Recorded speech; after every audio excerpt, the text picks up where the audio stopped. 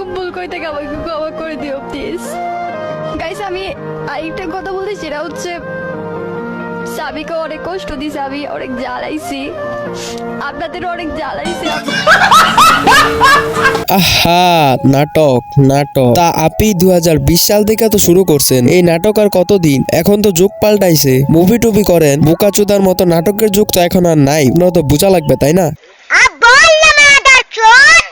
তো hey guys, কেমন আছো? কি অবস্থা সবার? আশা করি সবাই ভালোই আছো এবং তোমাদের সাপোর্ট ও ভালোবাসায় আমিও ভালোই আছি। দীর্ঘ 8-10 দিন পর আবার ফেরত আসলাম, মূলত প্লেসমেন্ট নিয়ে ঝামেলার কারণে আর কি ভিডিও বানাতে পারতেছিলাম না, এবং এখনো খুব প্যারাই পরে আমি ভিডিওটা বানাচ্ছি। তো সব কটা সাইডে তো রিসেন্টলি কিন্তু রোস্টেড আর যারার একটা ভয়েস ক্লিপ ভাইরাল হয়, তো সেই ভয়েস ক্লিপ তো শোনাবো, তার আগে তোমাদেরকে আমি বলি, যারা হচ্ছে এমন একটা মাগি যেই থালাতে সে ভাত খায় সেখানেই আবার সে থুতু দেয়। বাংলা খাস বাংলায় যেটাকে বলে 12 বাতারি। হ্যাঁ, এটাই হচ্ছে আমাদের যারা গেমি। তো তোমাদেরকে কেন এসব বলতেছি তোমাদেরকে প্রমাণও দিব। প্রথমে তোমরা ভয়েস ক্লিপটা একটু দেখো।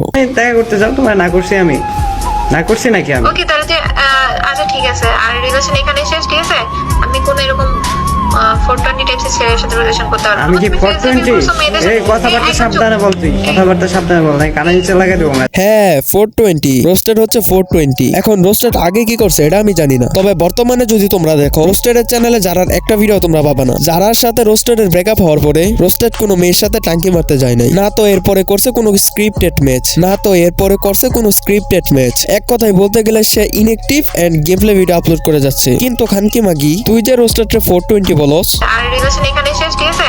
আমি কোন এরকম 420 টাইপস ছেলের সাথে রিলেশন করতে পারবো না। 420 টাইপস ছেলে। তুই তো রোস্টেডের সাথে ব্রেকআপ হওয়ার পর নিরাজের সাথে পুন্দাপুন্দি শুরু করছস। যে রোস্টেড তোর ইউটিউবার বানাইছিস, যে রোস্টেডের কারণে তুই বিবেশ পাইছস, এখন তাকে বলস তুই 420। রোস্টেড গেমিং যেভাবে তোর নাম তার চ্যানেল থেকে মুচা দিছে, তুই পারলে তোর বিবেশটা উঠায় দে না। হ্যাঁ, আমি ডিরেক্টলি বলতেছি, তোর যদি হেডাই দম থাকে তুই বিবেশটা উঠায় নে। যে রোস্টেড তোর বিবেচ এনে দিছে সেই রোস্টেডে তুই দেখতে পারস না, তাহলে ওর দেয়া বিবেশটা তুই কেন এখনো রাখছস? হেডার পার্টনার প্রোগ্রাম থেকে বের হ না। না, এটা তো পারবি না, কারণ তোর বিবেশ ছাড়া নিরাজ তো আর চুষবো না, আর নিরাজ তোরে না চুষলে তোর তো আর ভাত জুটবো না কপালে। তুই কোন লেভেলের মাগি তুই একটু চিন্তা কর। পতিতারা যখন পতিতালয়ে কাজ করে তখন কিন্তু হিন্দু মুসলমান ভাবে না, তারা ভাবে আমার টাকা হইলে হইলো। তুই কোন লেভেলের কানকি মাগি? তুই একজন মুসলিম হয়ে আর একটা হিন্দু ছেলেকে বয়ফ্রেন্ড বানাইছস। এখন তুই একটু ইমাজিন কর, তোর আর পতিতার মধ্যে পার্থক্য কি? পতিতা টাকার বিনিময়ে সরাসরি দেয়, তুই টাকার আগেই দিয়ে দেস।